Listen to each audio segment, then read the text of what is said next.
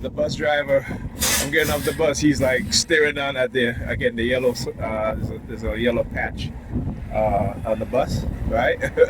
So he's staring at it as I'm walking down, as I'm getting off the bus. So I stepped off the bus, I looked at it, and then I looked at him, and I called him yellow, right? So again, these people, fanatics, they're cult leaders, are psychopaths and sociopaths, and their followers are their minions who also exhibit the same personality trait.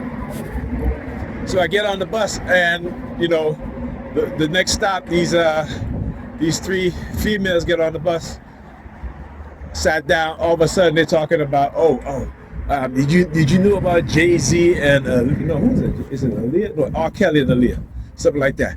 Oh, he married her when she was 14 and such and blah blah blah, right?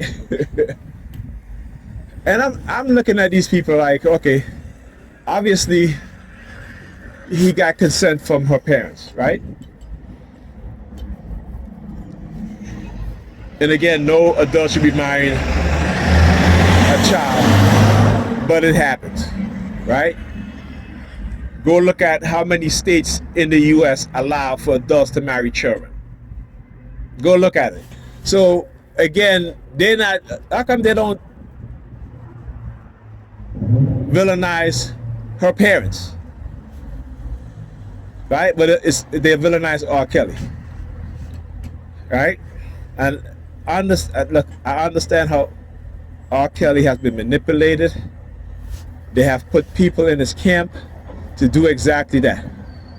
When you look at Jeffrey Epstein, you look at what Jeffrey Epstein was doing to a lot of celebrities, including politicians and including corporate elites. It is the exact same thing. They compromise you in order to control you, right? See, R. Kelly, the people around him compromise him so they can blackmail him. All right? And when he did not give them what they wanted, which is money, they leaked the tape of him having sex with a 14-year-old. Okay? You understand what I'm saying? So yes, he did what he did. He's paying for it. But why didn't the feds go after the people who compromised him? Why didn't the feds go after the people who knew what happened and remain silent, right? Why? Because again, they used them to take down R. Kelly. When you look at when you look at the amount of pedophiles that's on the police force, the New York Predator Department, as well as other police departments across America, when you look at sex trafficking, who was involved, as I was talking to the TI from California earlier, when you look at when they take down some of the biggest human trafficking, sex trafficking ring, including the trafficking of children for sex, who's involved? You got judges, you got doctors, you got lawyers, you got police officers, right? You got child protective service workers, case workers, right? Nurses. So why do you think, and judges, did I say judges? Why do you think these sex trafficking ring are so successful in doing what they do in the criminal organization that they participate in? Because what? They got people on the police force, right? So they don't go looking for these missing people or these children. They got judges in their pockets. They got doctors. Is anything happen to these people? They got doctors that can operate on them, that can give them medication and all this stuff. It is well organized and well funded. Okay, so, and I'm just laughing because I'm just like, that stuff happened when I was in my early 20s. So that was a long time ago. That's like the 1990s. It is 2025. You getting on the bus, but I know what it is that they're trying to do. right? When I talk about the certain theme that they love to engage in, particularly as TIs, right? These so-called degrading themes, right? See, they couldn't manipulate me enough to do something like that, right? So they will get people to lie. Teenagers. I've shown you guys how they try to use teenage girls, right? It is to compromise you as a TI. So what? So they can villainize you if and when you decide that you're going to expose what it is that they're doing to you, or if you talk about what it is that they're doing to you. They use it as, try to use it as leverage. But listen, I know I've never sexually assaulted anybody, period. So they can say that, they cannot say that, and even if they do, they can't prove it because it didn't happen. But this is what they do. These are the degrading themes, right? These are the degrading themes, you know. And then it's like, oh, you know, then one of them was like, oh, you said something about she said that she was a man, she pretty and this and that. Again, I want you to understand that these women, that they hate men because the men that they want only want to sleep with them. The men that they want don't want to commit to them. Right? Why would he? Why would he commit to a woman who is not feminine, who is not supportive, right? Who is only about themselves, who engage in transactional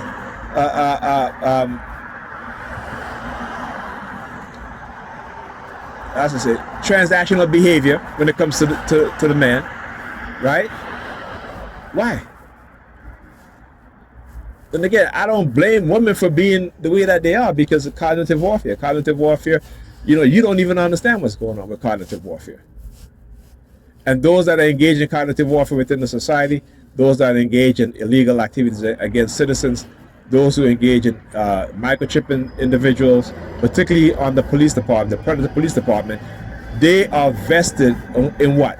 In manipulating those of us who they have microchipped so that we don't come forward and we don't say anything. You got to understand how these people operate.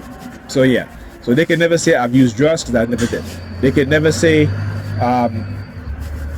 that I'm this. They may try to use the term toxic, but I'm not toxic because I speak the truth.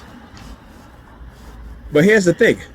When I was a Christian, they could manipulate me in a lot of ways that they can't now because I'm not a Christian. That's right. And why? Because I'm not a believer. I'm not a believer. See, when I was a Christian, growing up younger, yeah, you know, I tell you what, religion, particularly for men, you in that religion, it makes you narcissistic. It makes the woman narcissistic too. But here's the thing.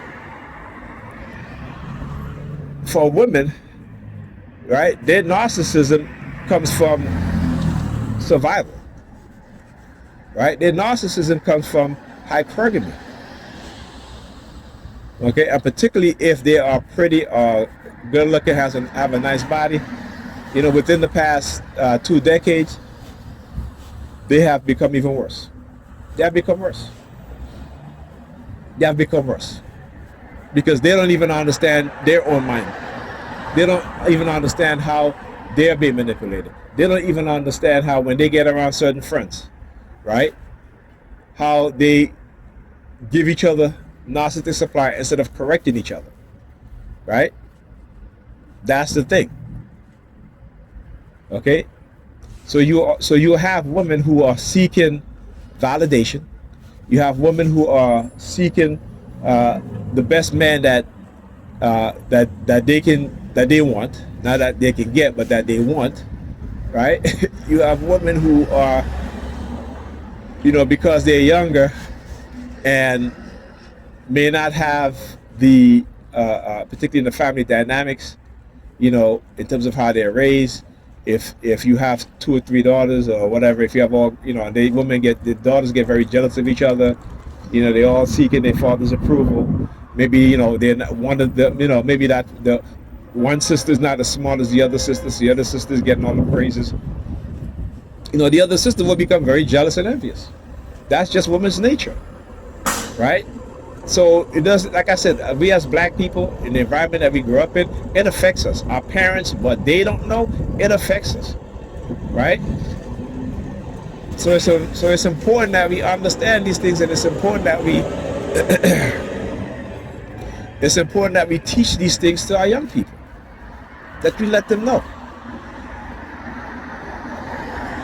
Right, so there's a lot of things. So what we have now is that you have women in this society who's been manipulated, right, by liberal, white, racist liberals, who lie to them, who tell them all kind of stuff like they're the most educated when they're not. And instead of going to see and validate it, they don't. They just do it as talking points, and they'll tell you and I as black men that they're more educated than they're the most educated in America, and that's not true. That's not true. They're the most educated in our group, yes, but it's only by a few percentage. It's not by 25%, not by 50%, not even by 10%. Right? There is a 4 to 5% difference in terms of black women earning degrees and black men earning degrees.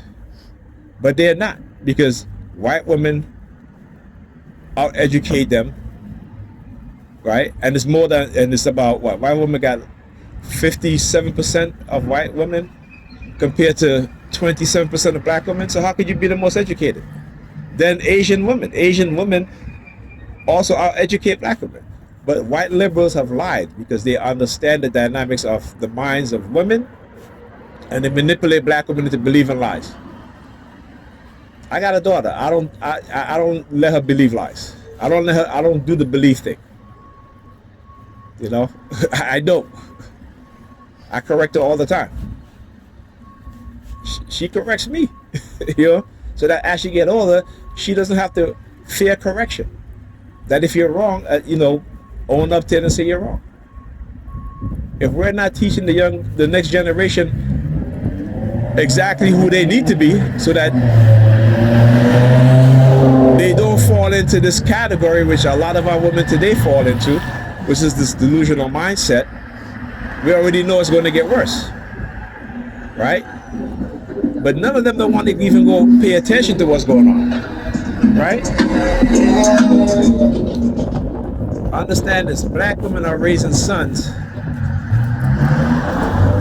to be the very same men that they complain about. Black women are raising sons who don't know how to be committed, who don't know how to treat women, right? But yet they complain about the men their age not knowing how to treat women, and so forth. It's a cycle, and because we are people who are believers, we look at things from a biblical perspective, but no other group of people does that. The Muslims will tell you, right, that yes, God this and that, right? But it's you. You have to make the decision. God may lay it out for you, but you waiting on God. No, you got to get yourself. You got to pick yourself up and go get what God has, for you. But in the Christian church, the black church, they tell the black woman, "Oh, wait on God. It ain't your time yet." That's why the majority of them are single, right? These pastors are lying to our women, and again, that's why 4 to 5 black women are obese, and 80% of those are overweight. And as a black man, you can't even tell them, "Hey, sis, you need to go to the gym, go work out, be healthy," right? They don't do that. There's a reason why there's no men in the church, is because what? The pastors have lied to the women. Why? Because the women are the ones who are funding their lifestyle. Black women are the ones who are funding their lifestyle. And black women love to be lied to. They love to be lied to. This is why the white politicians lie to them. And they soak it up. They get on TV, "Oh, we're the most educated." You are not the most educated. You are the fattest group of women in America, and that's the truth, right? When it comes to relationship, y'all are the worst at it. You have the highest rate of divorce, right? Per your population, you have the highest rate of single mothers raising children, right? You got the highest rate of poverty among single women raising children, but they don't talk about that, right? It's lying to them, right? And so when you tell them the truth as a man, because you love them and you care for them, they'll say that you hate women and you hate your mother. Well, I love my mother. My mother always told me to tell the truth, right? You know, my mother's a Christian, and I used to be one, but my mother always said me, speak the truth. Because a lot of these Christians don't speak the truth. All right, this is why, again, when you're raised on lie, you're going to be a liar. When you're raised on hypocrisy, you're going to be hypocritical. When you're raised on contradictory, you're going to be contradictory. This is who we are as a people, particularly when it pertains to those of us who believe in religion, those of us who believe in Christianity. You guys see my videos all the time. I give you guys the statistics to show you. The black churches in America, every week, $34 million a week, black people give to them. Majority of it women, black women. Every year, $15 to $20 billion every year from the black churches. There's no way that our community should be looking the way it is. There's no way that women, men, us in general should be so psychologically damaged, right, that we can't even have a conversation based on truth, right? We can't even have a conversation based on truth. You gotta lie. Well, woman, you tell them the truth, you know, I was going to give you sex tonight, but forget it, right? This, again, we have been taught to lie to them because they appreciate the lie more than the truth. So for our women, they have to understand that they have to change their mindset and accept the truth from the men so that the men don't got to lie to them. Simple as that. They'll look at it as the black man's fault. It is not the black man's fault. It is not the black woman's fault. Yes, we are at fault to a certain degree. But look at who and what is causing the division. Right? Look at who and what is manipulating us. I was talking earlier today and I said, you go to Canada, you buy cereal and it's healthy.